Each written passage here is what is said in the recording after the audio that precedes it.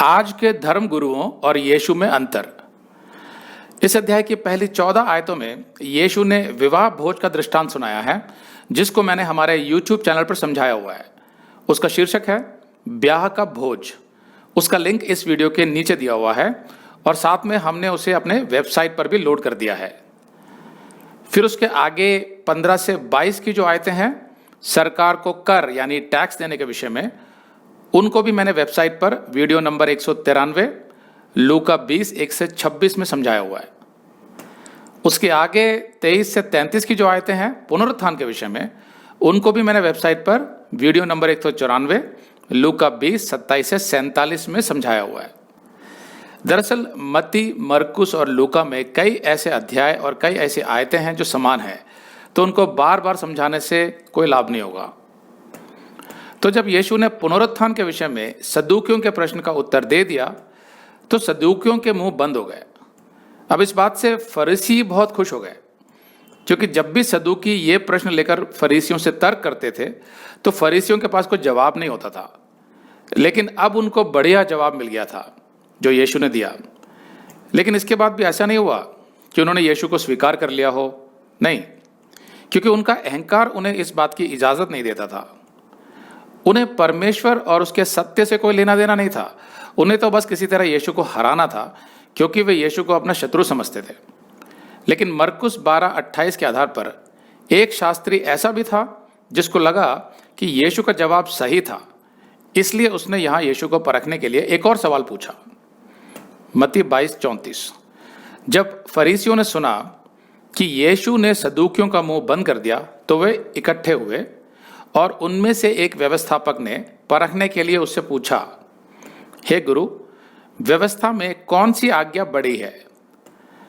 अब हम ये मान सकते हैं कि इस शास्त्री ने सच्चे और सीधे मन से और नम्रता से यह सवाल पूछा था, क्योंकि शास्त्री सदियों से इस विषय पर वाद विवाद करते आ रहे थे कि कौन सी आज्ञा बड़ी है।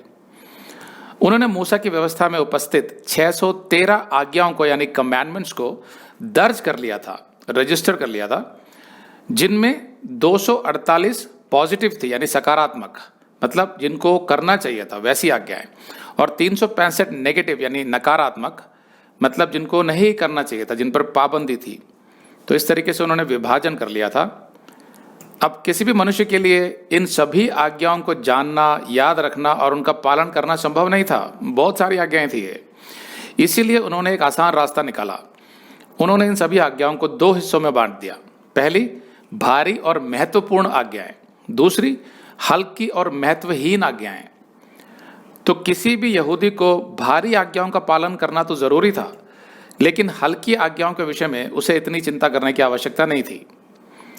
लेकिन इस विभाजन की गलती ये थी कि परमेश्वर ने जो व्यवस्था मूसा को दी थी वो सारी एक थी, उसको बांटा नहीं जा सकता था कि भाई जो आज्ञा ठीक लगे उसको मान लो, जो ना ठीक लगे उसको छोड़ दो। नहीं, परमेश्वर तो चाहता था कि इजराइल उसकी सभी आज्ञाओं का भली भांति पालन करे।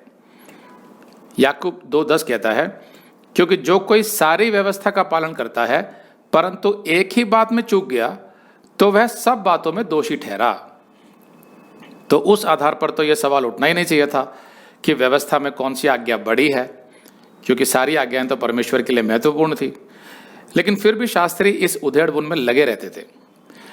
अगर आप ये संदेश पूरा देखना चाहते हैं तो आप इसे हमारे वेबसाइट hindiBiblestudy.com पर देख सकते हैं। ये वीडियो हमारे जुलाई के वीडियोस में अपलोड किया हुआ है, तो जिनके पैकेज में भी जुलाई का महीना शामिल है उनको ये वीडियो उनके माई अकाउंट में जुलाई के वीडियोस में मिल जाएगा। अगर आप हमारे वीडियो फोन पर देख रहे हैं तो अच्छी स्पीड के लिए कृपया गूगल क्रोम या मोजिला फायरफॉक्स ब्राउजर इस्तेमाल करें। तो इनको डाउनलोड करने के लिए आप प्ले स्टोर में जाएं और ऊपर गूगल क्रोम टाइप करें, फिर आप गूगल क्रोम ब्राउजर पर क्लिक करें और उसे इंस्टॉल करें। ये एकदम फ्री है। इसी तरह आप मोजिला फायरफॉक्स टाइप करें, फिर आप मोजिला फायरफॉक्स ब्राउजर पर क्लिक करें और उसे इंस्टॉल करें। यह भी एकदम फ्री है। इसके बाद आप गूगल क्रोम ब्राउजर को क्लिक करके उसे खोलें और उसमें hindiBiblestudy.com टाइप करें, मतलब पूरा हिंदी बाइबल स्टडी .com एक साथ बिना किसी गैप के, तब हमारा वेबसाइट गूगल क्रोम में खुल जाएगा और आपके वीडियोस अच्छे से चलेंगे। इसी तरह आप मोजिला फायरफॉक्स ब्राउजर भी क्लिक कर सकते हैं और उसमें भी बिना गैप के Hindi Bible study .com type कर सकते हैं। उसमें भी हमारे वीडियोस बिल्कुल आराम से चलेंगे।